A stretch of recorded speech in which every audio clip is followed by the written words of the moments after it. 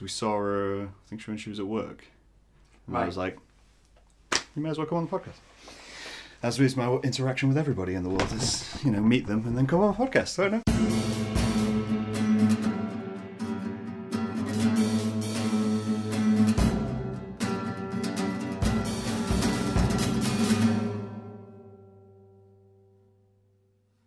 You know what I did realise? It's been technically 2 years since you've been on this podcast. Technically. As in, we're in the second year. But I looked up the date and it was October 2017. Last time you came on this podcast. That's mad. Which leads to, obviously, the question, which is usually what opens it, is it's been 2 years. 2 years since we sat down and had coffee. So, it was the first time we ever met. It was the first time we ever met. It was, yeah. And I've done how many? This is like 70 something. It's like 74. Wow. Podcast now. I've slowed it down a bit. I'm now doing 3 a month. Okay. That's the rule. But that's still a lot though. How many were you doing a month then? Well, I was doing them every week. So I do one with a guest, one solo, one with a guest, one solo. And literally just doing it every week. And then when it got to the end of last year, I had to essentially stop just because of work. And I was like, we'll pick up, go again. But I'll do 3 weeks and I'll get a week off. Cool. But we're happy to have you back, Nathan. Yeah, thank you. If anyone listening, we've got Nathan Dean. Hello. Who's the second time you've been on. Yeah. A lot has changed. A lot has changed. You're still a writer though. Yeah. Yeah. Like, that bit's not changed. Yeah. Because I can't remember how we introduced you last time. Maybe author? Something like that. Something like that? Like, I'm stepping back a lot from the art stuff. Okay. A lot. Alright, fill me in. Okay, so one of the reasons why I wanted to come on this is because a lot of people in the Lincoln community listen to this from what I can gather, and you've got like such a wide range of people and everything coming on. I mean, I appreciate that. I disagree, but yeah. Okay. But like when I messaged you, I wanted to I said I want to talk about some heavier stuff. Yeah. So there are people that have done stuff in the past sort of should, Dan Harmon recently released a statement of the stuff that he'd done in the past and things, and it's to take an account, I have to grow as a person and be better. Yeah. So I know that in that 2 year, in the middle of that, I was a shitty human being. Okay. Basically. I want to basically apologise to people for how I was during that stretch. And people will know who they are that I affected or whatever. And it was nothing hugely major. It's not like I'm releasing some huge statement. No, it's not like a confessional tape. No. But I know that I was god awful for a long stretch because I just broke. Right.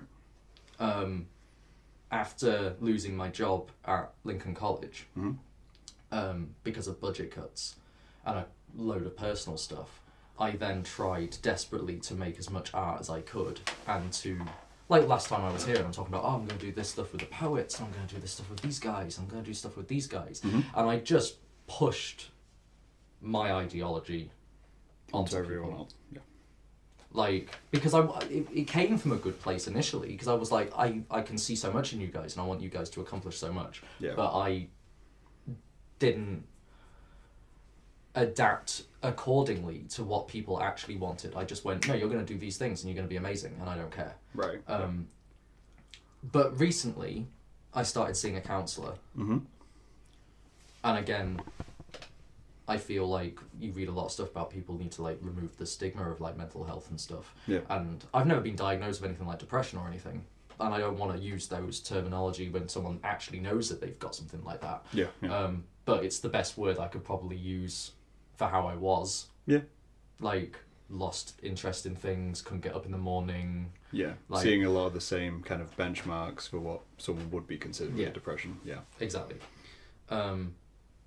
And in the counselling sessions, I learnt that there's this thing called empathy fatigue. Okay. I always assumed that people just are empathetic or are not. But you can run out of empathy if you overuse it. Okay, that's interesting. You have to restock it. Yeah. And I wasn't.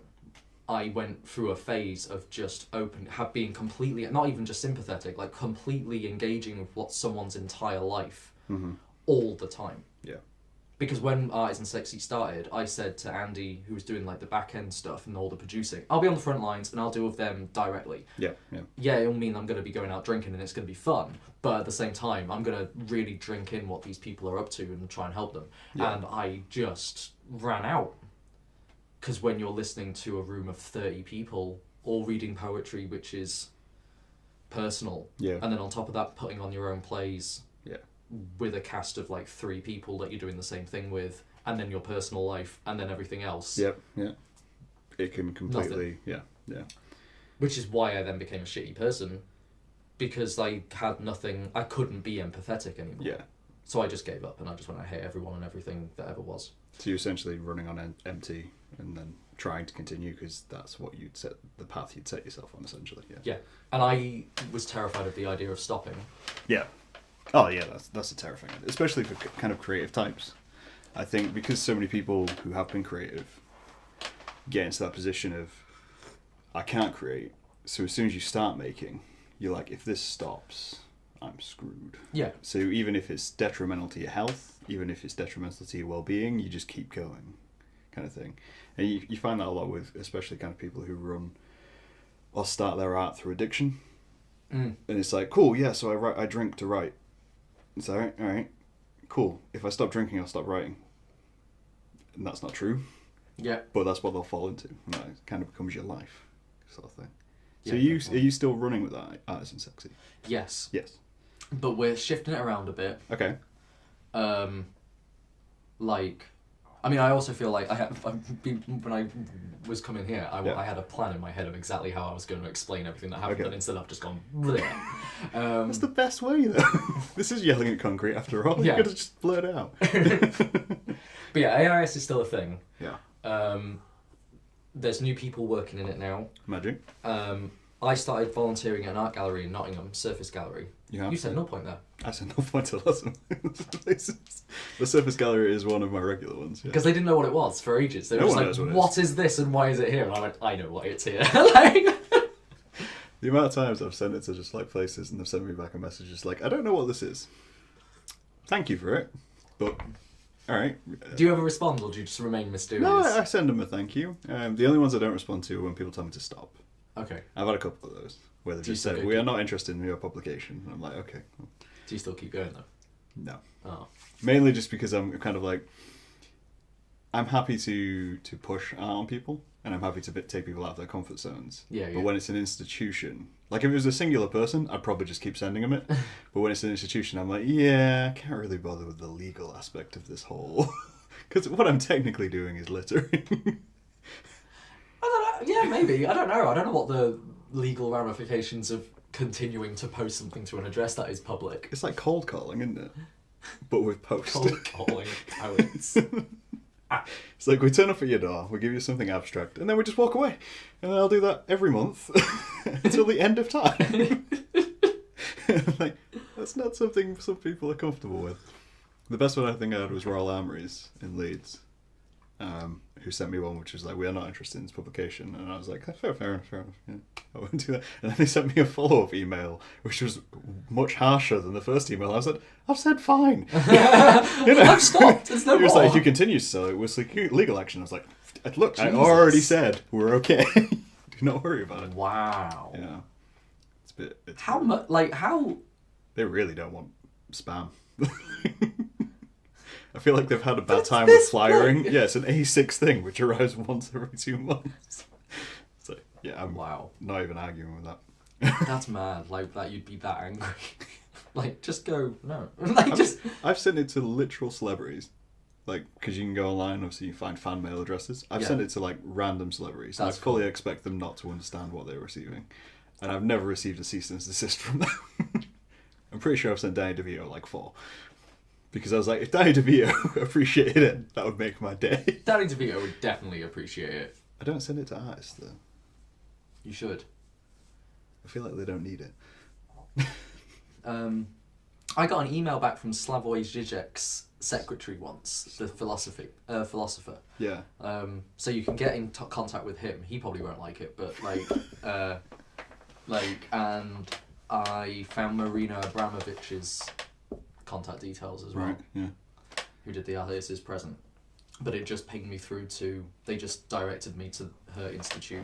Right. So now I'm just on that general mailing list. Casual mailing list, yeah. I find it's just a good way to poke galleries. Yeah. Just every so often, just take a gallery and poke them a little bit. But yeah, we always put it on the front, like on all our stuff. Like it's always there.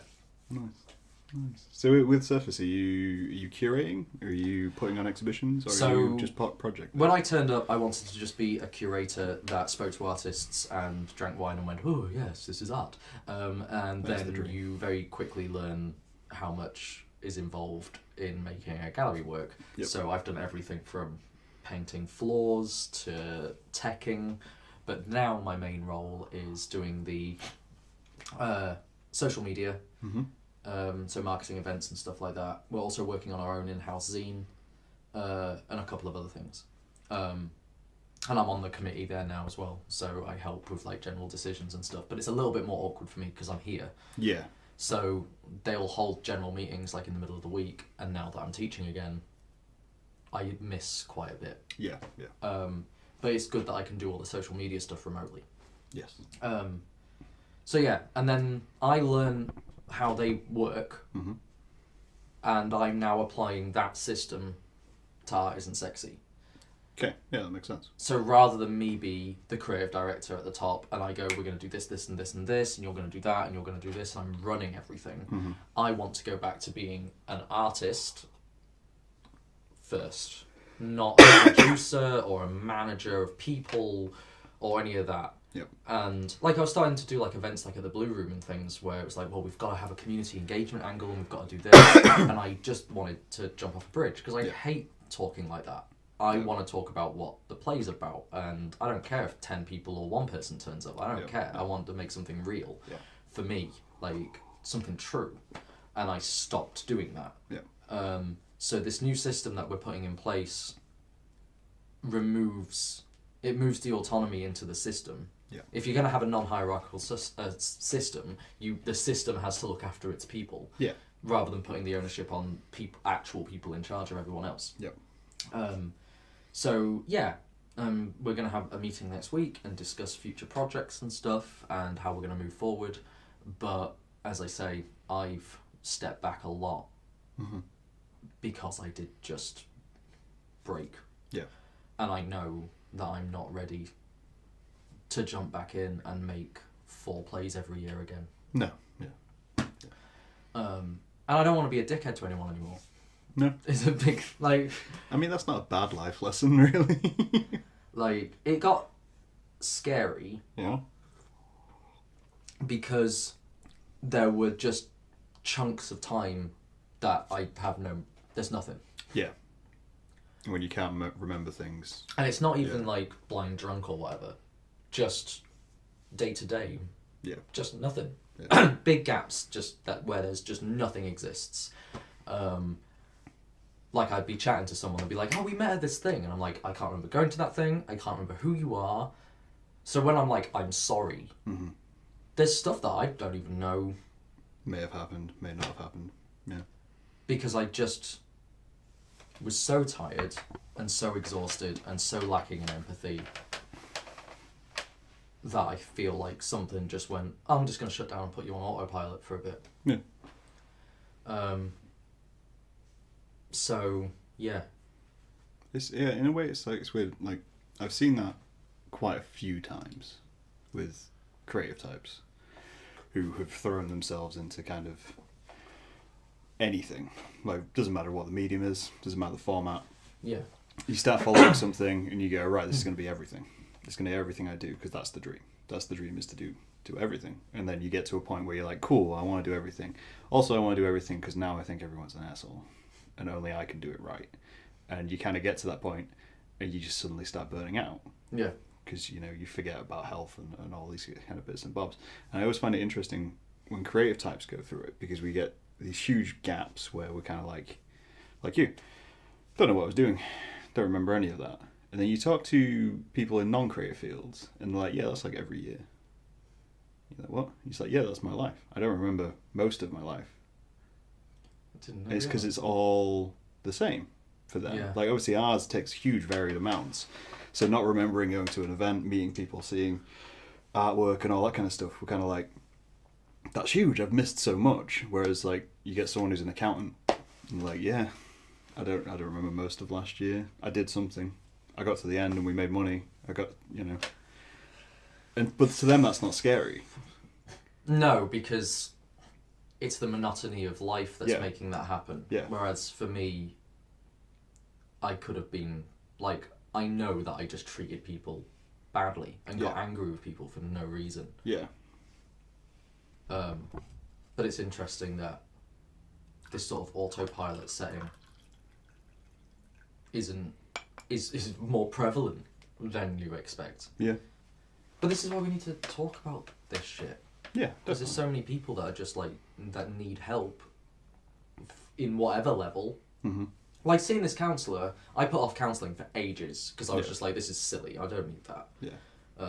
Okay, so hang on, with an interest into obviously helping people, how did you get into getting a counsellor? Like what kind of path did you take? I chatted to Charlotte. Yep. Because at that stage, still no job, I'm on JSA, whatever, I can't afford anything. Yeah. What do I do? And she said there's a group called Linden Listening Ears. There's a little bit of a waiting list, but they're free. And the guy I'm seeing, he's doing the course to be one. Right. And on that course, you have to do a placement. And you have to do 100 hours with clients. And I'm one of those people. And the last session that I had, he was like, you are my 100th hour. So I've done my placement now. Magic. Cool. So, and this is where it gets really interesting. So halfway through doing the counselling, I was like, I asked him, how are you doing this? And he explained what I just said. And I was like, so I could do that. And I had this thought of, as you're saying, like artists keep doing this because they're dealing with all these really big, heavy issues, but there's no one to talk to. So I was chatting to a friend of mine and they have OCD, but a lot of their artwork is pattern based and it kept on triggering the OCD.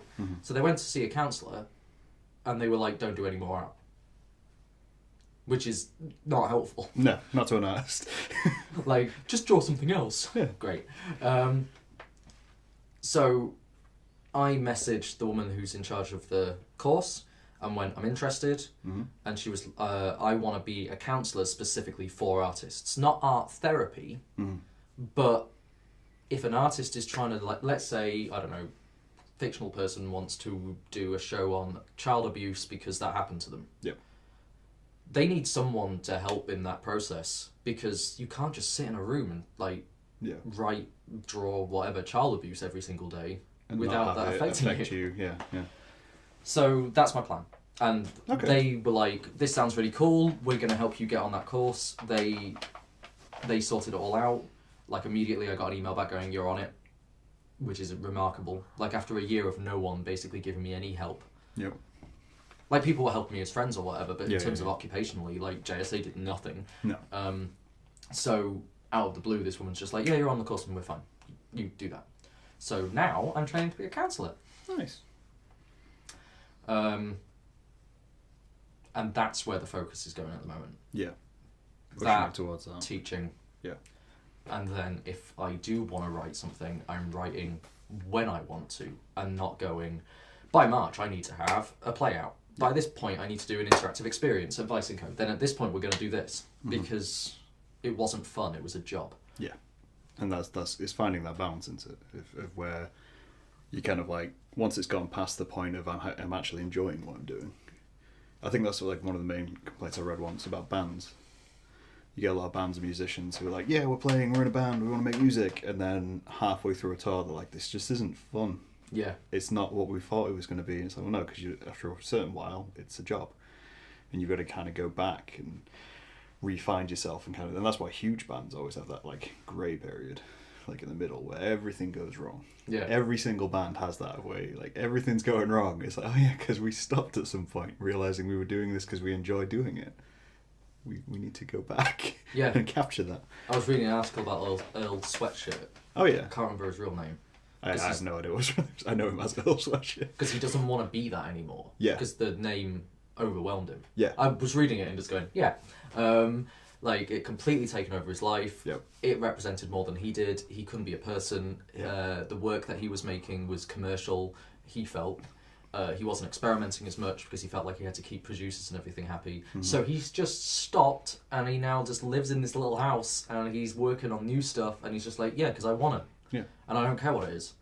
And it's not going to be under Earl Sweatshirt, it's going to be my name. Yeah. I'm going back to my roots, I'm talking to my family again, and all this stuff. And I was just like, yeah. Do that. Well done. Congratulations. You did the thing, which everyone kind of wants to do. But yeah. Because you do glorify, like, when you read about, like, I don't know, Hunter S. Thompson, like, going batshit insane, and you're like, I want to be that guy. And then you are that guy, and breakdowns aren't fun, and they make you a horrible person. And no one told me that. Well, actually, everyone told me that repeatedly, and I ignored If them. no one told you that, it's like, what? I think nobody suggested to you that this wasn't probably the way you want to go.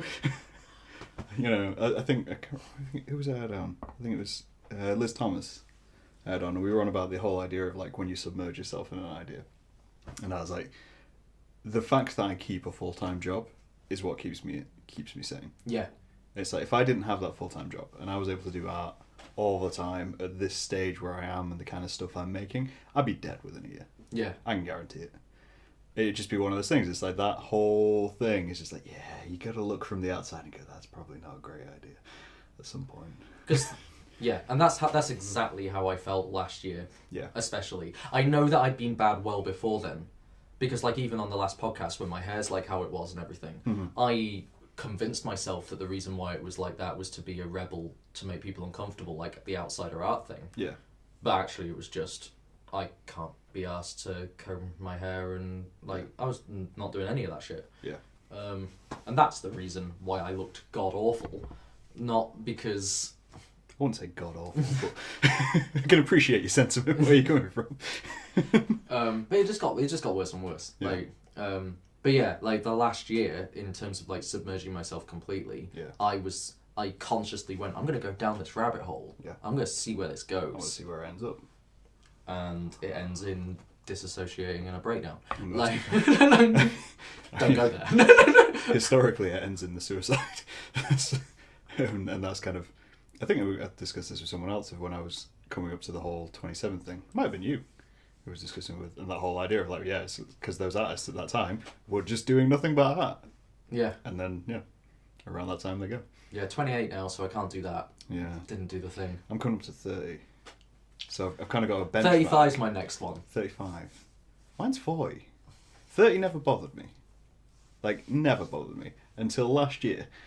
Yeah. And then I had my birthday, and I was sat, and I fucking hate them both for this. So I, like, never bothered me. Hadn't even thought about it. Turning 29.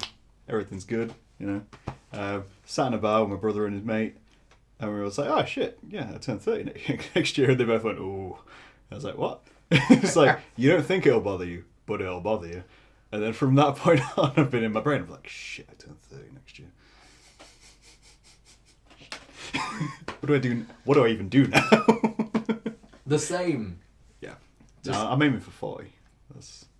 I feel like once I get past 35, I won't... Like, part of me wants to either be younger than I am now, just a tad, like 25 forever, okay. Or, like, 70. Yes. You don't want to go through your midlife crisis. Yeah. Yeah. You want it. You want to jump that and then realise and be old. Can I just skip and that? It's like, it doesn't matter anymore because I'm 70 and everything's broken. Yeah. I just want to be that old guy. Like, what? Get off my lawn. Mayor play. There's a real, like, there's an absolute comfort with being old, I think. Like, obviously, you know, being young's great. You can do everything. The world is your oyster. And then you get to your 20s and you have all of that broken. Because that's what you do in your 20s. You break everything. And then you get to your 30s and you're like, cool, 30s I can do. 30s to 40s, Seems like no problem. If I don't get married in that time, don't have kids, don't get the job I want, doesn't matter. I can do that when I'm 40 to 50. But then in your head, you're like, hang on a minute, I watched my parents go through the 40s and 50s. And that wasn't fun. It's like, you're kind of always thinking, I wonder if I could just skip that bit and maybe just go from 40 to 70. And then everything's just done. And it doesn't matter if I failed. Yeah. Because I'm 70 and I won't give a shit. But you can't. But you can't. Sadly. Because time is linear. It is. How dare it? I mean, if it was cyclical, I don't think I could handle cyclical. I don't want to be young. I've never wanted to be young. It's been a thing since I was like 13. When I was 13, I wanted to be 20. Yeah. So that's all I wanted. I always felt similar. Like, I always felt like I was a little bit older than everyone that I was around. Less so now, which is interesting. I feel ancient at the minute. Because everyone I hang around with is in their 20s. And I'm just like, sat there going, fuck's sake, I'm going to turn 30. I've got like 2 friends who are older than me. I'm like, sad times. But this is the thing though, like, a lot of people I meet go, oh, you know, I miss the uni days. Yeah. I miss being 19, 20. And I'm like, why? And I can't comprehend it. Like, I enjoyed that time. But the person I was back then, I'd hate.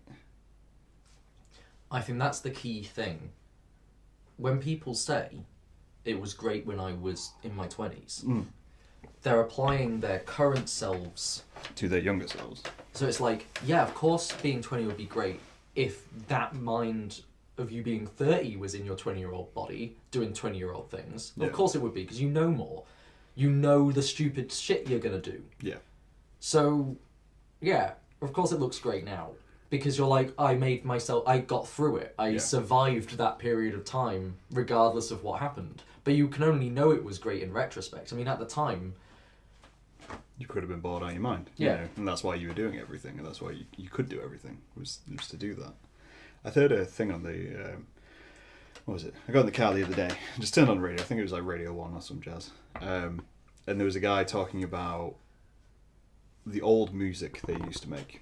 Yeah. And he was like, a lot of people have a real hard time showing off their old work because they look back on it and they go, that was terrible. You know, I've come so far since then. I've learned so much. He was like, as a musician, as an artist, you learn things every day. You know, every gig you go to, you learn something new tech-wise, so that will make your next album sound nicer. You learn something setup-wise. You learn how to work an audience. So obviously, everything you look back on is terrible compared to your new stuff. And I find it interesting when artists, what they do and don't hide of their old work. Because I'm terrible for it. I will destroy my old work. Like, physically destroy my old work. Because I look back on, like, some bits I'll keep, which I'll be like, yeah, that worked. You know, for the time it was, that worked. But a lot of it gets destroyed. Like 2 weeks ago, so I burnt like 5 sketchbooks. Just because I don't need these. Don't need these, don't want to remember them. They're gone. And then again, this is the thing. Like, a lot of artists, it makes them hugely uncomfortable. I'm like, nah, man, I'm destroying that. I don't want it anymore. I keep everything I can. I'm actually annoyed recently because some stuff has disappeared from drive to drive as I've gone through laptops. Yeah. And I can't find a load of old stuff.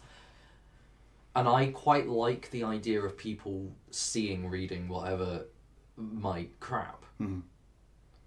Because the process of doing it is as important to me as the actual thing itself. So if someone reads it and goes, well, this is shit, I'm like, yeah, but just keep reading. Yeah. Read everything I've done, and that's a whole other meta story that you can read. Like, first novel is a existential crisis, second novel is a bit more hopeful, this novel's doing this, then I did this. Like, oh, that's how you were feeling. Yeah. So if I got rid of any of that stuff, that whole story disappears. Yeah. But then it doesn't, in a way. Because you still contain that story.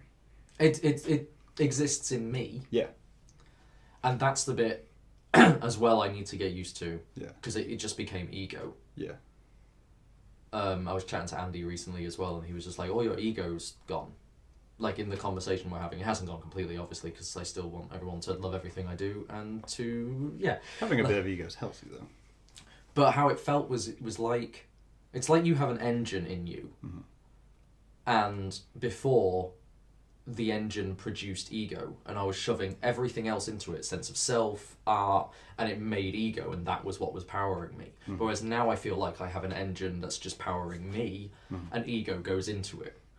It doesn't change the fact that I am an egomaniac at times, but it's a part of the fuel, not the product at the end, which is all it was. I had a point, and I've completely forgotten it.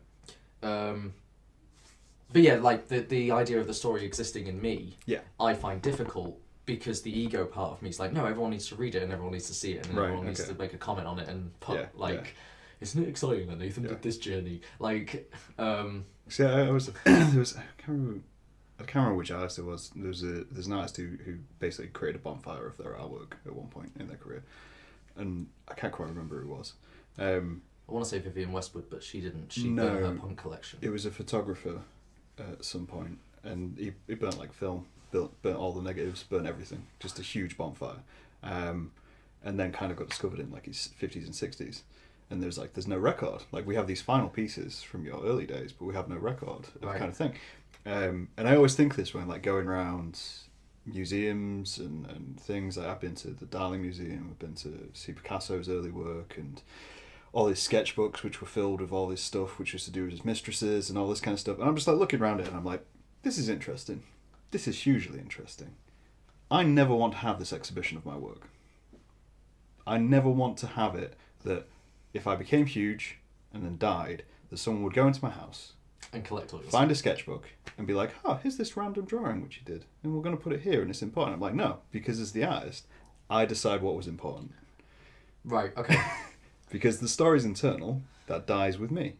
I'm happy to talk about it. I'm happy to talk to people about my story and explain to them and give them life lessons and say how we came through it. But that bit wasn't for you. That bit was for me. I'll take it to my grave with me. You can look at the rest. Do whatever the fuck you want. You can look at the rest is the name of your exhibition. You can look at the rest. Like, just walk in. You can look at the rest. I like that, but I'm definitely the other way around. Yeah. Not everyone. Because in my head, when I die, I'm not important anymore. So you do what you want. Like, see, I'm only important if I'm dead. that's the way I think of it. If that's why. No, I can't get my head around that. That is literally the opposite of like. Okay, so the way I'd explain it is this: like one of the main problems I have with like publicizing anything I do, and why I can't take credit for bits I do, even when I should, even when I'm meant to. Even when I'd be like, I've got a book coming out this year at some point. Even when I have to be like, this is what I did. I'm like, this isn't important. That's important. I'm not important. So fucking ignore me. Pay attention to the art's definitely more important.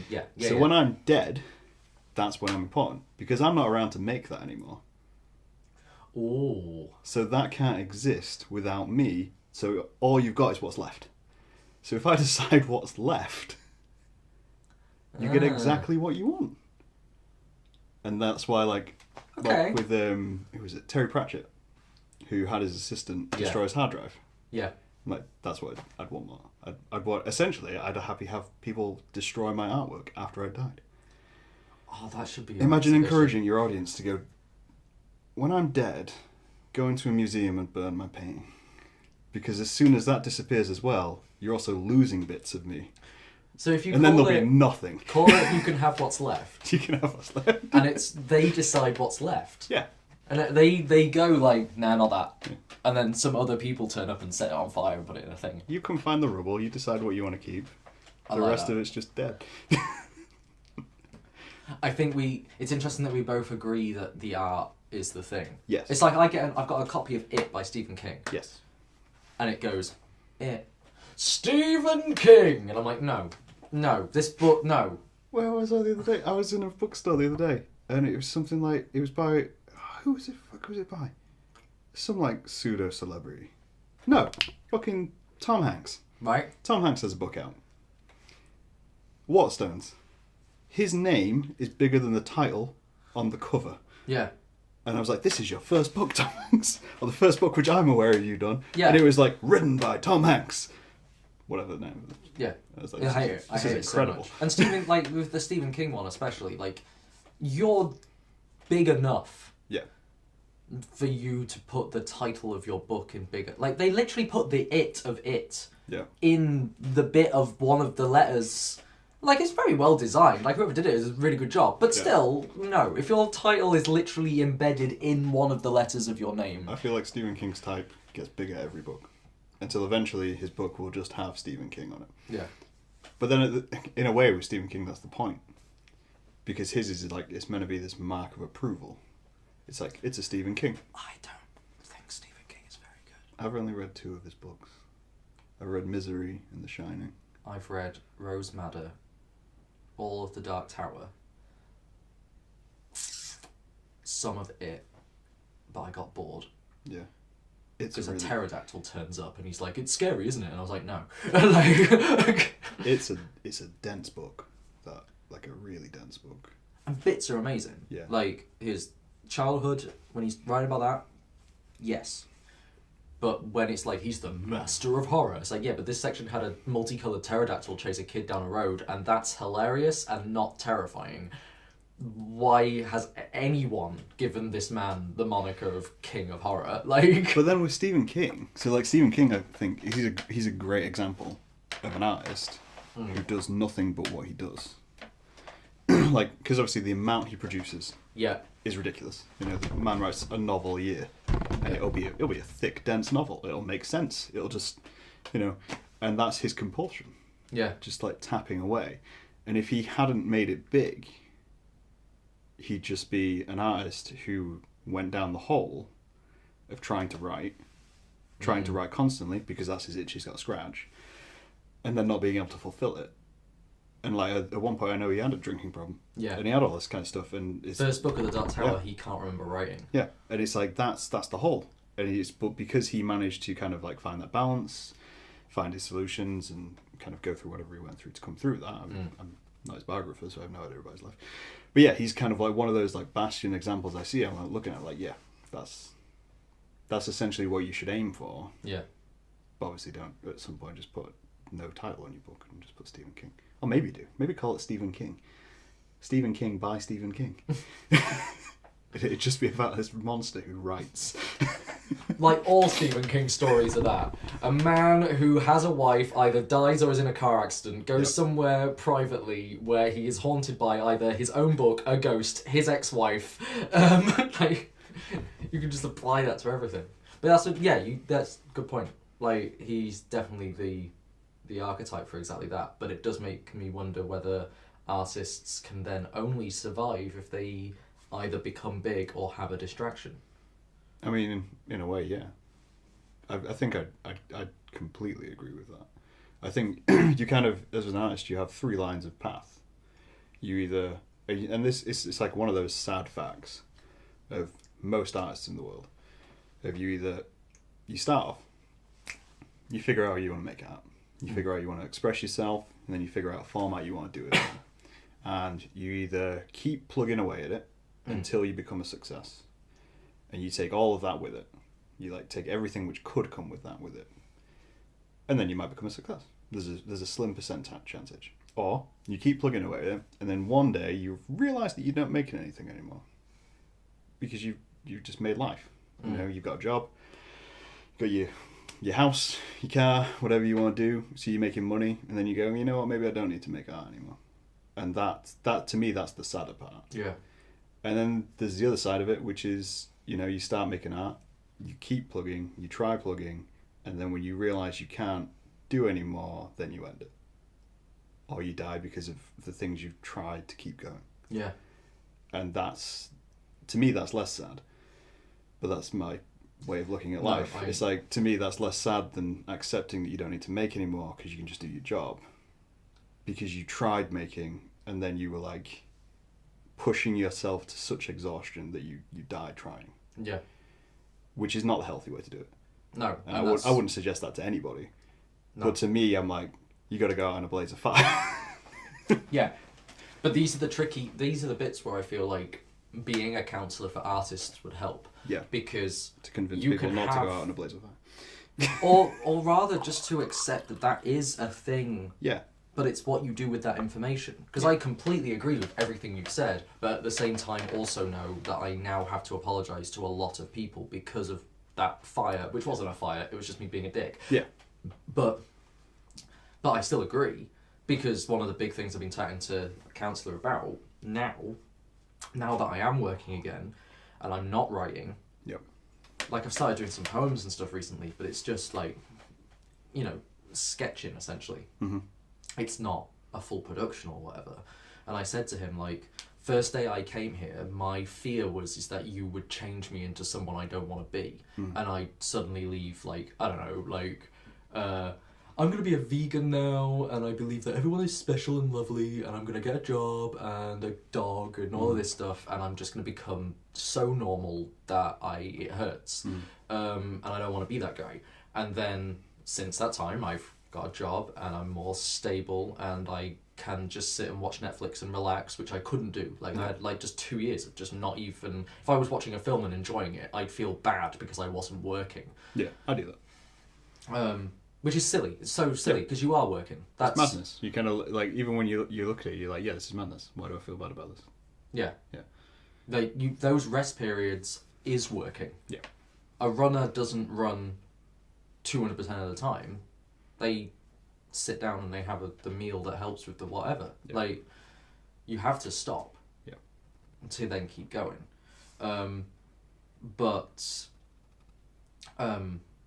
I've lost my train of thought. That happens. That's why we do an hour and a half. But yeah, like, that was it. Like, I've done that so much. It's because I was out drinking. Yep. Like, that's all it is. I'm hungover.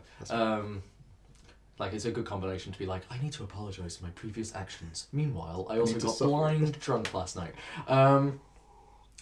Yeah, like, I was saying to him, like, I'm terrified of becoming that guy, and that's your second path guy. Of, I don't need to make art anymore. Yeah.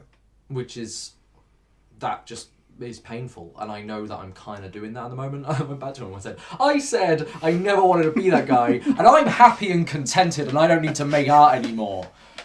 God damn it. What did you do to me? I can relax. I'm happy with myself. Yeah. How dare you?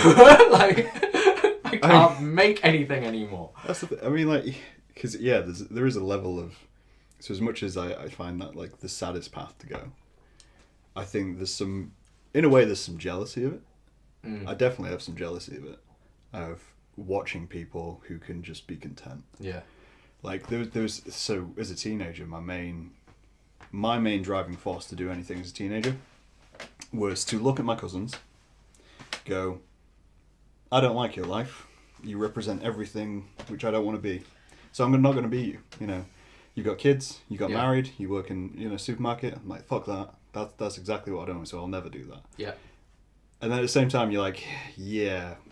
But imagine if you could be comfortable doing that. Imagine if that was enough. I think the most important bit of that isn't the two kinds of life, but the fact that you started your life going, I don't want to be you. That's not you going, I know who I am. If you live your entire life based on, I don't want to be that guy, you're not being yourself. Yeah.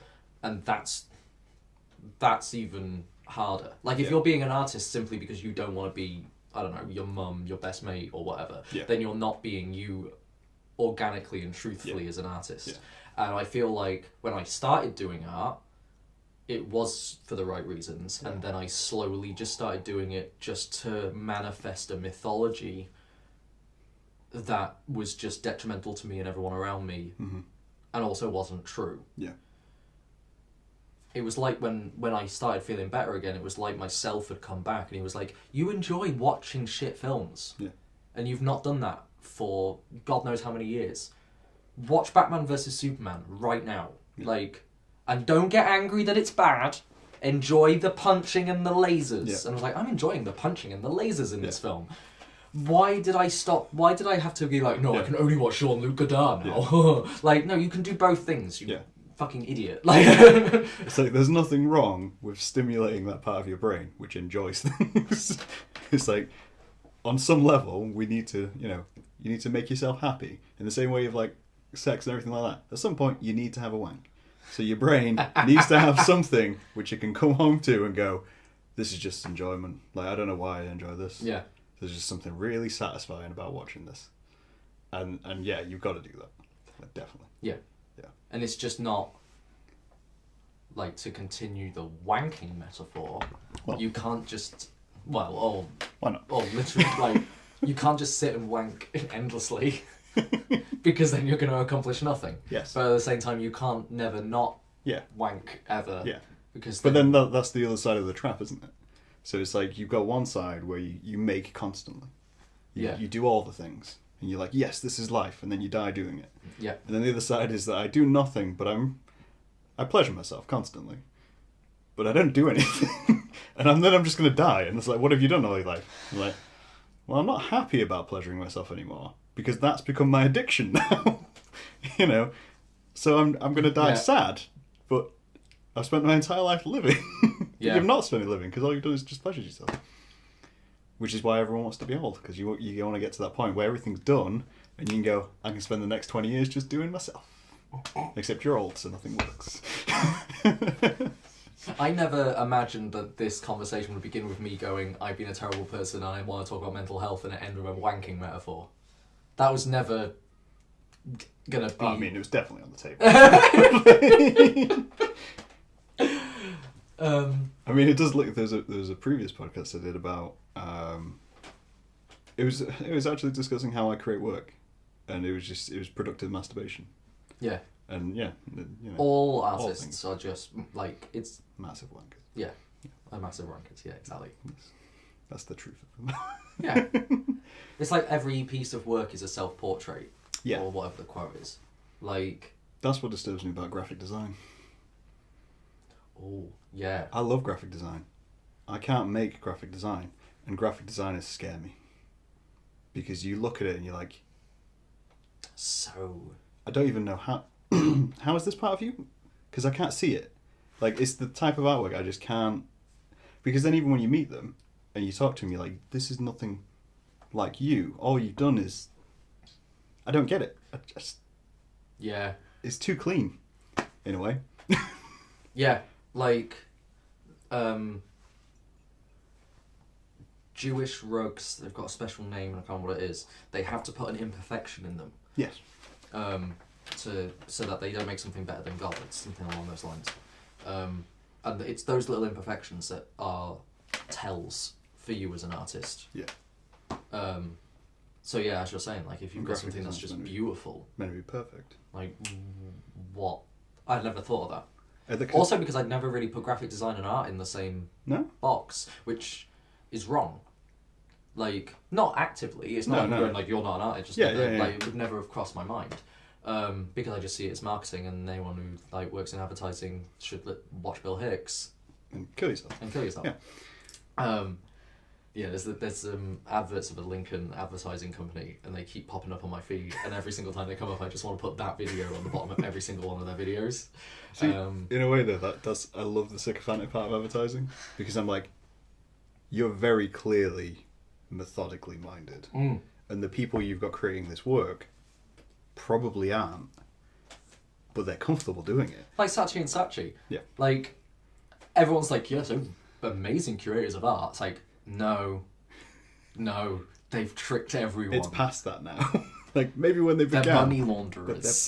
They're now, they do this. Because that's what, I think we may have even talked to before, that's what disturbs me about, like, Damien Hirst's work now. I love Damien Hirst. One of my main kind of idols as a teenager, because the man cuts animals in half. And, I was a gothy teenager. How could you not love that? Right, exactly, yeah. And then you go and see kind of his dot paintings. And you're like, these are incredible. It's the merging of graphic design and art and meticulous. And someone comes along and goes, yeah, but he didn't paint it. And my brain goes, ooh, I don't like that. This is why I don't like Warhol now. Okay.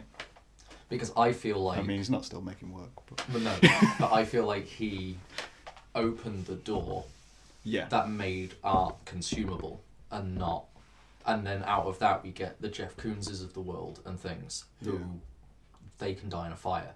Like, you don't... Like, Koons voted for Brexit and then gets all of these people to make his art for him, and he doesn't do anything. He then reaps the reward and then moves them all to Portugal or wherever he's moving them to. Like, no, you're not an artist. You're a business. Yeah. And I hate it. And I feel like when Warhol rocked up with the factories, like the name alone, and print work, so that you can just make 400 of something straight away. And I'm going to put celebrity culture into art, and I'm going to make these people meet, and I'm going to do that. Lots of amazing things came out of it as well. Yeah. And I don't think I'm not angry with him, because I don't think that was his plan, but I feel like he opened that door to a load of other people going, oh, holy shit, we can just sell art. Yeah. Rather than sell art. Yeah. We can make this an institution of its own right away from the artists. Yeah. And then other artists went, oh yeah, I can do that as well. Yeah, I can just take other things and put it under my own moniker, and that'll be that thing from now on. Yeah. Yeah. I think Warhol's one of those interesting ones of, I never was interested in. Just didn't particularly inspire me as the work. I'd seen it up close, and I was like, it's okay. But again, I saw it as graphic design, and my brain just kind of switched off at it. Yeah. And then you learn about the factory, and you learn about everything which kind of went on, and there's the beauty to it of what he was making, of him going, we could do this, and it's everything art shouldn't be, and that's kind of the point, and that's everything which we want it to be. Yeah. And again, there's that part of me who looks at like modern stuff like that and goes, this is amazing, because this shouldn't exist. Yeah. It technically shouldn't exist. You found a way to commercialize art. That's incredible. And so I can't hate it. It's the same as this advertising company. Like, I watch the videos and I'm like, you're so smart. Yeah. You evidently know what you're doing. Yeah. Whether what you're telling me is true or not is irrelevant, because you're convincing me it's true. Yeah. So you're an amazing advertising company. But Bill Hicks. And then same with these guys. Like, Warhol is a genius because he did something that no one else had done. Yeah. But I just don't think it ended up being the best. Like, postmodernism and all of that sort of stuff afterwards is just the reason why we're a mess right now. Do you think, having come through the last 2 years, let's say you went through the last 2 years, and now you were getting big, like someone had taken everything you'd done and gone, cool, this is Nathan's brand, Eyes and Sexy. Yeah. Let's blow it up. Let's do this big. We can push it. We can make it into a business. We can do everything like that. And you know what? Oh, man, damn. He can only write 4 plays a year. If we bring on 4 more writers, and we write 12 plays a year, yep. Do you think you'd be comfortable with that? Or do you think you'd want to walk away from that? In a way, I would be very comfortable with that, because that's kind of what the new model's going to do. Yeah. Because we're going to be more of an art collective. One of the things that we want to be able to do is anyone can submit a form to us with, we want to work on this. And then if we have the funds and the right guy to help you out, then we'll help you put it on. Because I look at Art Isn't Sexy and I go, we've got 500 followers, they've got a new guy called Alex doing all our social media and he's like nailing it, and all of this stuff. And then you'll meet someone and be like, I want to do a play and I'm going to set up my own theatre company and I'm going to do this. It's like, yeah, but why not you just use our social media page, because we've got 500 followers, rather than you having to start with 20 and build it all up. Just use our thing. We'll just do it. Like, you make it. Yeah. Just put this little logo on it, because it's not, I don't want it to be mine anymore. I want it to be anyone's. Yeah. So I actually don't really mind with the idea of AIS becoming that. Yeah. But if someone said, we're going to make Nathan Dean a brand, then I'd have more of a problem with it. Do you think you'd ever be comfortable, because this is one which I always find interesting, do you think you'd ever be comfortable with having your face on something? Because obviously, so like with Warhol, obviously make portraits, musicians, regardless of what they make, the majority of their merchandise will be a photograph of them. Especially solo artists. You know, you go to Primark, it's just full of people's faces. Yeah. Advertising, it's full of people's faces. You know, Che Guevara t-shirts, Andre the Giant t-shirts, you know. Yep. Do you think, because this is something which I don't think I'd ever get used to, is the idea of looking up to a billboard and seeing me. Yeah. Whereas some people love that idea. There's like part of them is like, yes, because that means I'm where I want to be. Yeah. I've wanted to be there my whole life, and that's where I want to be. That terrifies me. The idea of people knowing who I am, that's fucking awful. Yeah. Throw a potato there, happy. But me... I'm definitely torn because the ego part of me would love it. Yeah. And then the other part of me is agreeing with you in that, no, I don't want anyone to know who I am. Mm-hmm. No. But that's because of the self-deprecating part, which is like, I'm not a huge fan of me. Yeah. Like, I don't want my face to be up on a billboard because it's not the best face as well. Like, it's just, you know, that kind of self-deprecating stuff. But on the flip side, I would love for a magazine to like go, hey, we want to interview you and we're going to do like this really nice spread of photos, so we're going to make you look really cool, and then we're going to ask you all these questions and all of that, and we're going to do like a 3-page spread on you. Like, yeah, go for it. Yeah. Because I love talking about me. Yeah. I think I prefer the idea of being written about than photographed. Yeah. Definitely. Like, I'm happy for someone to write about me. I'll have my name somewhere. That's fine. Not maybe like Stephen King style. Maybe. my name's way too long. But yeah, like there's the definite, like that visible part just really disconnects me. Yeah. When it comes to making art. I think the problem that I'm facing is that I know that ego was a big problem with me before. Yes. And was one of the reasons why everything got how it was. So you don't want to fall back into that. So I don't want it. Like, that's the biggest fear for me at the moment. Yeah. Like, last night when I was out drinking, I can't remember getting back. So I'm messaging, like, Lewis going, did I do anything awful? Yeah. Because the last time I got that drunk, it was on my birthday, and I just started crying. Because it's my birthday. And you can cry if you want to. But I was really worried that something like that had happened again. Yeah. So I was like, I can't remember getting home. I don't know what happened. Yeah. That's just me being an idiot and drinking too much. And mixing. But yeah, I was really worried. And he was like, no, you were fine. You just vanished after a while. But now, every time I am a dickhead. Yeah. Because just because I'm content and seeing a counsellor doesn't stop me from fucking up. No. But now I don't know, like, am I fucking up? Or am I going back down that rabbit hole again? And I'm over-analysing every bad thing that I do. Yeah. Like, the biggest thing that I've learned for myself, which I'm sure everyone already knew, is everyone is going to do shitty things. Yeah. That's unavoidable. What makes you a bad person isn't that you do bad things, it's what you do after that. Mm-hmm. You're going to upset people. At the absolute extreme, you're going to be a racist, misogynist, whatever. You're going to fuck up. Mm-hmm. It's whether after that you go, I'm going to account for that, I'm going to take responsibility, and I'm going to do the next thing. Mm-hmm. Which is why I then wanted to say stuff now. But then the irony of that is then we move on to chatting about artists and their face and their name, and it's like, I want people to... I like talking about me. Yeah. So it's like, does it then make it less sincere if I'm going like, I'm sorry, I'm sorry. Like, did you see how well I did? Like, I don't think so, because to me, so the way what I take from it is kind of the way you look at it is because you obviously went through what you went through. When you come out the other side of it, at some extent, you can get to a point where you do shit things, and you don't even need to say sorry, because people already know. People are already like, no, that's a mistake. It happened. I know them as a person. They'll feel bad about it. Yeah. So you don't even need to broach it. It's that kind of thing of like, so like, yeah. As an extreme, like if I went on a night out and I punched somebody in the face, or got into like a tussle with someone. Yeah. I've never done that. I don't feel like I'd probably have to apologise. I would apologise. But I get the feeling that my friends would be like, don't worry about it. Yeah, if I heard that you had beaten a guy up outside home or something, I'd be like, well, that guy was evidently a dickhead then. Something happened, something was not right on that night. Either they went wrong or I broke. So you can look at it and go, no, that's just a mistake. Yeah. Whereas if you're consistently doing mistakes and consistently being shit, someone's be like, no, that's them. That's what they do. So by going through that transition, you kind of come out the other side and go, I'm going to make amends for everything I've done.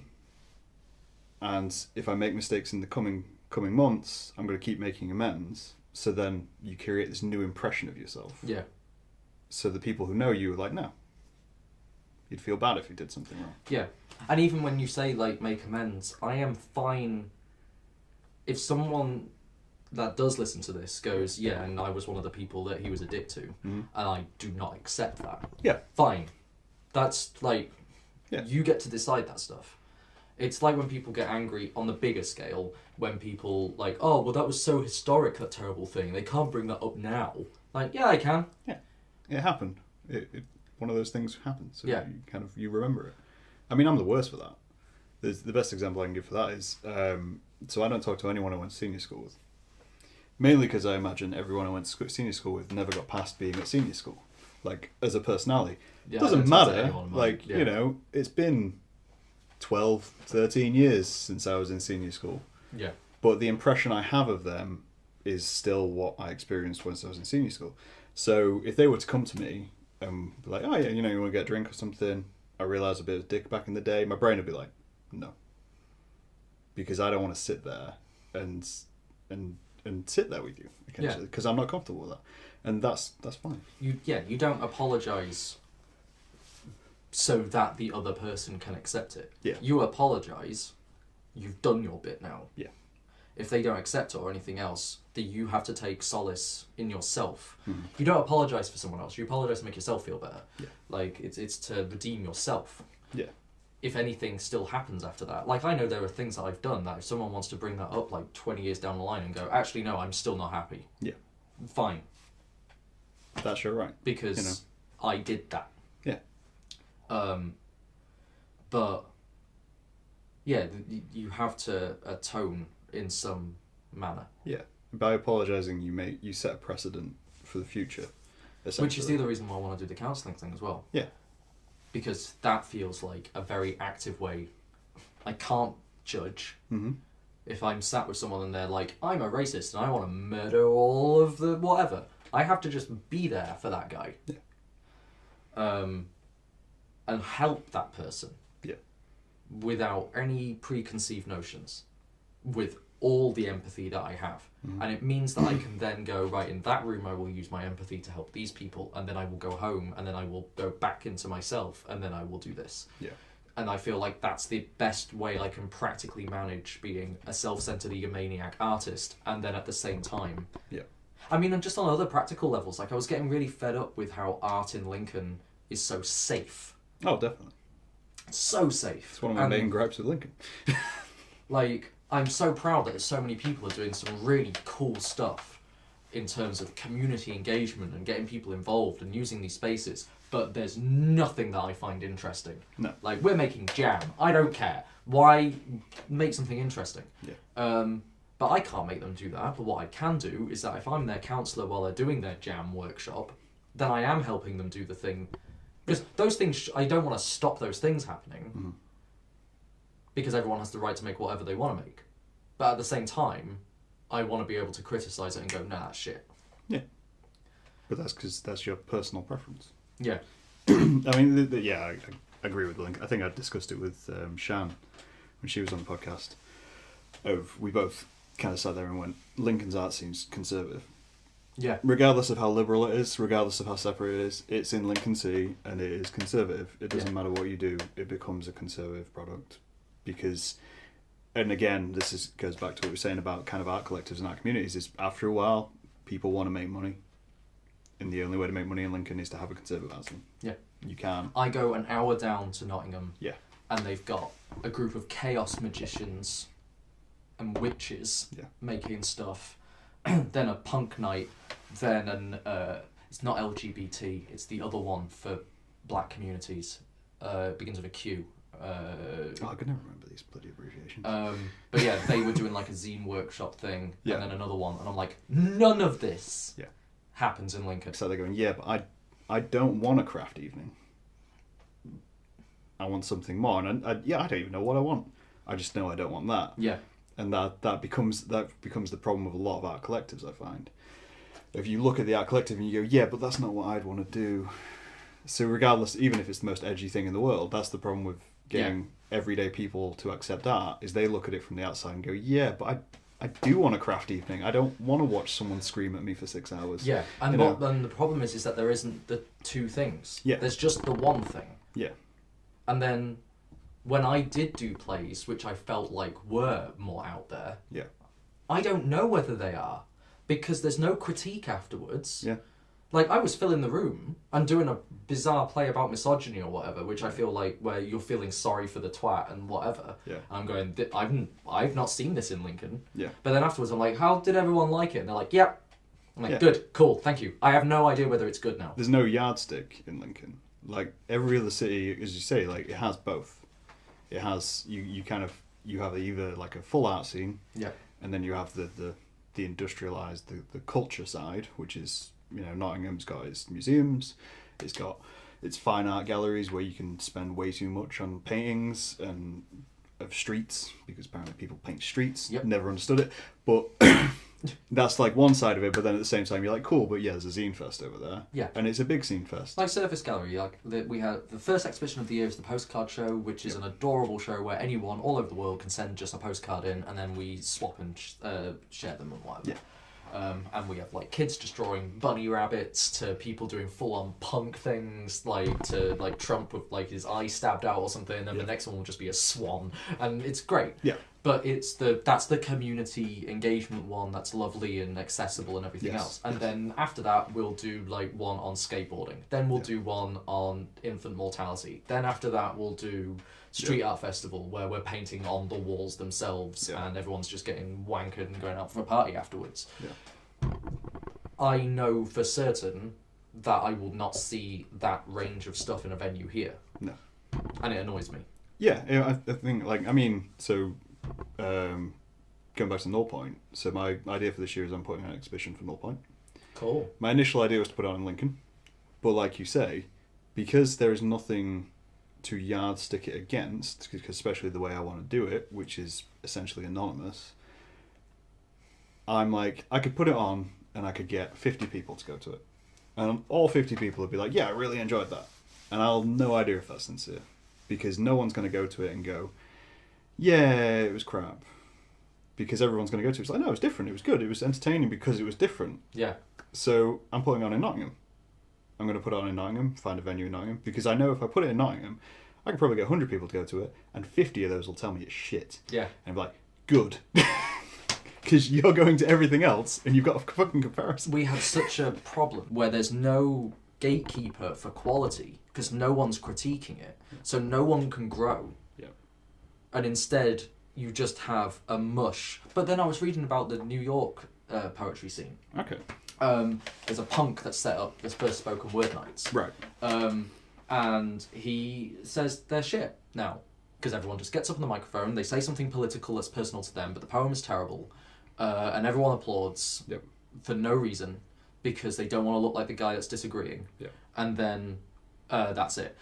His reaction to this was to be an idiot and was to write his own terrible poem, which was borderline racist. Yeah. Well done. Instead of trying to improve it. Yeah, yeah. But I found it interesting that this guy who basically invented spoken word nights is going, yeah, it's just awful now because no one's learning anything and no one's trying to advance form or meter or anything else. I'm like, yeah, I'm seeing the same shit. Yeah. Because I just thought, again, conservative Lincoln, that's why. Yeah. No, it's apparently across the board that people are just... I was also thinking, like, this is a generation of people who, when they were at school, told their English teachers how shit learning poetry was. Mm-hmm. And then later on, they go through life and they find poetry again. And then they go, well, I'm just going to do anything I want now. Yeah. Because I'm in charge of my own art. But then at the same time, we're part of the first couple of generations where expression in that format has been so easily accessible. Yeah. And it's like before, like back in New York in the early scene when it was being set up, the people you got were people who had spent months writing a poem, and they were going to get up and it was going to be the first time anyone has ever seen anything like this. So it was going to be critiqued so heavily anyway. Yeah. Whereas, whilst obviously it's a fantastic thing to have art as such at the forefront of everything, it means you're going to get a mix. You get such of everything where you look at it and you go, there is nothing I love about this. That, like, to me, that's illustration. Illustration's so easy in terms of getting access to the resources you need. You need a pen and a pencil. Yeah.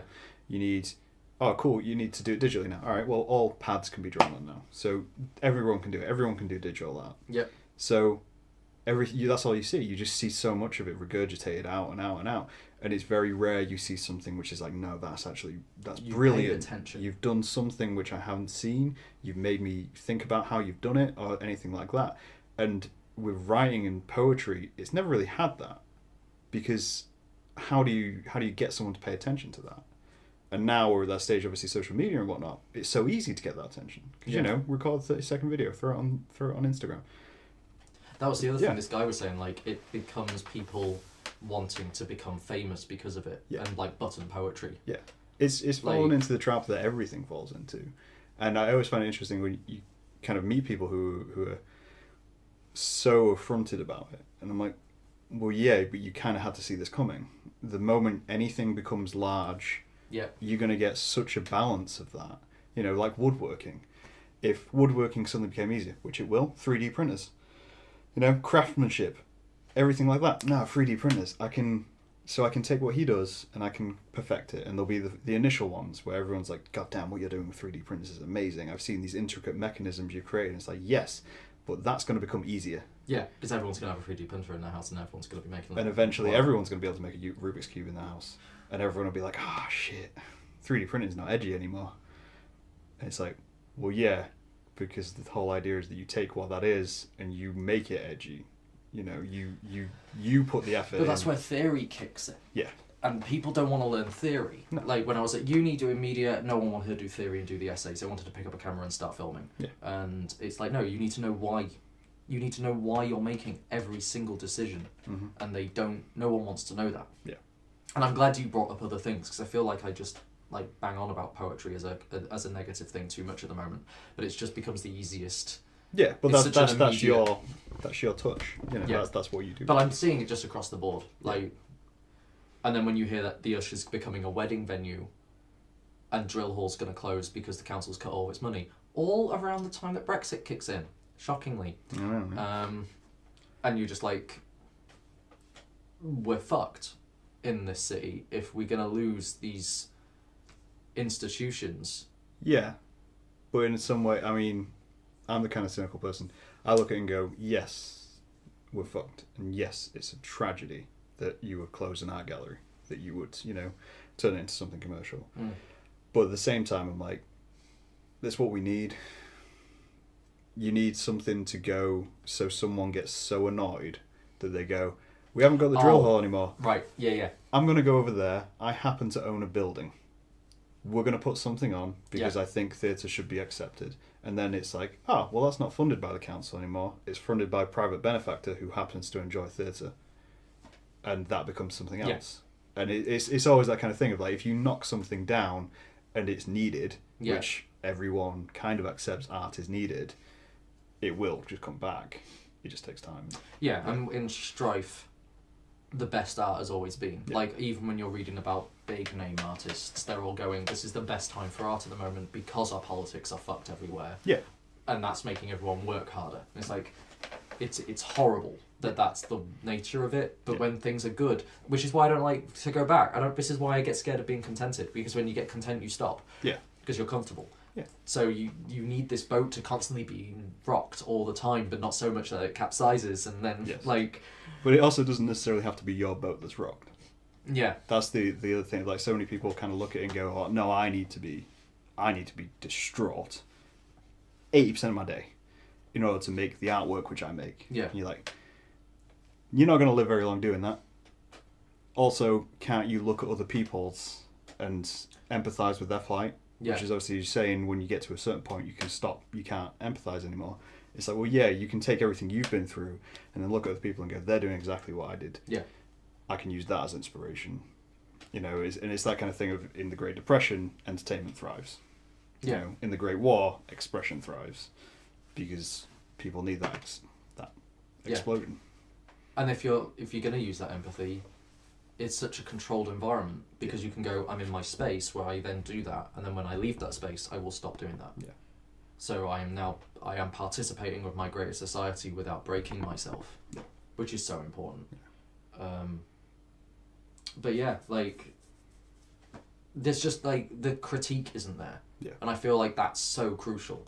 And the moment that it ever turns up, everyone just loses their minds. But then, see, to me, it's kind of like, the critique is there, but not of those venues. So it's like you take anything in Lincoln, you put it on, you get an audience in Lincoln or New York or wherever these open word nights. As soon as you take that to somewhere where there is a critique, and I don't want to use London as an example because it's London and fuck the south. It's fine. But, you know, you take it to London, there's so many different backgrounds that someone will step up and go, nah, this is shit, mate. Yeah. As soon as it does that, people are like, oh, shit. So it's like, yeah, it thrives here, and it's this huge, dense layer on top of everything else. Yeah. But you know it can't thrive anywhere else. But then that obviously becomes the barrier for if you want to do something which might not be that you have to break, and it takes so much more effort. Yeah. It's like you put a spoken word night on in Leeds. People will go to it. It'd be alright. Some people. Well, it's like some Charlie was won't. saying about the one in Sheffield, and they're getting like lecturers from the university and stuff reading out who are published poets that can then actually they're in a position where you should be accepting their critique. Yeah. Whereas here, it's just the same bodies. Yeah. Same 20 people. And again, I don't even know whether I know whether my critique is worth it because no one's... Yeah. Because it's not a conversation, it's not a dialogue. So it's just me going, no, I think that's shit because of these reasons. Yeah. And then everyone else going, but it's brilliant because it's real. Yeah. And I'm going, yeah, that's... these two things are not mutual. You can have both things. It can be a shit poem and this. Yeah. It can be a shit play and this. Yeah.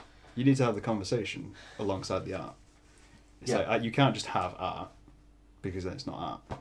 It's just product, you know, and you can't just have the critique because then that's pretension, that's snobbery, because it's like you're basically just going at everything. Yeah. So you kind of got to have that balance, which I don't think Lincoln's found yet. No, like it's interesting that balance is like the continuing theme. Yeah, but then with balance is always, it's that thing of you got to find that balance, but then at some point that balance will slip again, and that's the cause of it, kind of thing. Yeah. So, looking to your future, to round this out, and looking to the past, because I like to, and sorting that balance. So, in the last 2 years, obviously having gone through what you want to, and feeling bad about things you've done, is there anything you're actually proud of? I am partly proud of the amount of work that we did make. Okay. And the people that I work with. Yeah. I'm proud of them. Without sounding patronising. Like... No, yeah. That was an experience. I got to be that struggling artist for a year. Regardless of whether there's all of the terrible stuff and I never want to do it again. Yeah. It did mean that I made a lot of work. Yeah. Is there any of the work you like, though? Second? Is there any of the work you actually like? Yeah. Yeah. There's one thing that I wrote which is just too awful. Like, that's the moment where I went, no, I've gone off the deep end now. Yeah. But words-wise, I think it's the best shit. And it can just never enter the world, ever. Because it's just too awful. Like, it's just... That's the best kind of work, though. When you've made it and you're like, this is... Like, this is... awful. But my God, I did it. And then some of the plays as well, like dealing with some of that stuff. Yeah. And putting that into the work. Yep. And then seeing it and seeing someone else act it out was an incredible experience. Yeah. And I'm excited that because I Artists and Sexy is going to be more about the artists and not about me going, we're going to be a theatre company that makes this much money and then we can all quit our jobs and we can all do this, which is silly. Yeah. And it becomes then a case of me going, I'm going to make this play and I don't care what anyone thinks. Yeah. I'm hoping that with that I can begin to shift that balance of it not just being a series of craft evenings in Lincoln or a series of poetry nights where everyone is a genius and no one is talking about it, and instead we can show some stuff which is maybe shit. Like, just too experimental, made all the wrong decisions, and then afterwards I can go, yeah, I know. Yeah. But did you do that? No, you played it safe. I experimented and did a load of weird shit which didn't work, but at least we did that. But now you know that doesn't work. So you go back and you'll make something better. Yeah. Yeah. And then help other people have the opportunity to do that as well. Yeah. And be, like, when people ask for help, us go, you really need to just push that boat out there. Yeah. You need to do whatever you need to make. Yeah. And then we will critique it and discuss it and we will... Yeah. I mean, one of the ideas that I want to do is called The School, because when they got rid of me, I was like, I want to be teaching again. So I just want to start some like networking events, like old school French New Wave filmmakers meeting in a bar kind of thing. Mm-hmm. And then out of that, find people that are willing to teach other people for free just stuff. And I know there is a free school for sociology or something in Lincoln somewhere. Okay. But I want to do one for like filmmaking or whatever. Where it's not even like the best kit. I found my old camcorder. Talk about past as well. Yeah. I found my camcorder from when I was 14. Yeah. And it's shit. Yeah. And I'm like, I'm going to make a film with this. Yeah. Because it's going to be amazing. And then I opened it up and found like loads of videos and stuff on it. But it's just me filming my hand like this. And I'm like, why? Why? That's the first thing you do when you get a camera. You go into a camera shop and you're like, I got this camera. And then your hand goes, alright, I guess I can focus it. That works. And everyone does it. It's the same as like, as soon as you take your camcorder home, the first thing you'll do is you'll point it out your window and you'll zoom as far as you can zoom. And then you'll bring it all the way back. You're like, all right, so that's the amount of detailing. Oh, maybe we zoom again. Oh my god, look how close I'm getting to this flower. It's just 3 yellow pixels now, but I can look film how close it is. Yeah. So I wanna make a film where they're the first shots in the film with some like with a monologue or something and something else. But when I'm ready. Yes. When that's I the know key. Yeah. Today is the day I'm going to make something. Yeah. And it's an unbearable urge, because at the moment I'm happy watching Always Sunny in Philadelphia and eating crisps. I mean, the way I can't remember, I think it might have been my brother at one point, it's like, that's all research. You know, even if you're just indulging yourself in everything. Yeah. It's all research. You know, you're reading books and they might be terrible. You're reading everything and your brain's going, all right, well, this is stuff. Log that for later. Log that for later. You might be right. So, because that's when people feel bad if like they make work and they go and they're like, oh yeah, but I'm just ripping off this. And it's like, no, there's a difference between ripping off and being inspired by, you know, you're taking the core idea and going, well, how can I manipulate that into what I want to say? Yeah. And like, was it good artist copy, great artist steal? Yeah. Yeah. That's it's kind of the way to do it. But I think it's been good to talk to you again. Yeah. Yeah. Thanks, Maybe man. 2 years' time we'll do it again. Yeah. And I'll be back with like everything's gone. I hate everyone. Nathan fell down the hole cycle. again. I mean, if that happens, we'll just drink whiskey for the entire thing, and we'll both explore the rabbit hole for that one entire thing. But yeah, it's been really good. And again, I am sorry to anyone who is listening to this that knows that I was a dickhead, and I am doing all I can to not be that guy anymore. That's fair. I think that's a valuable asset in people. I am not sorry for anything I've ever done. I regret nothing. I'm going to do that in the future, in like 5 years' time. We'll come back to this.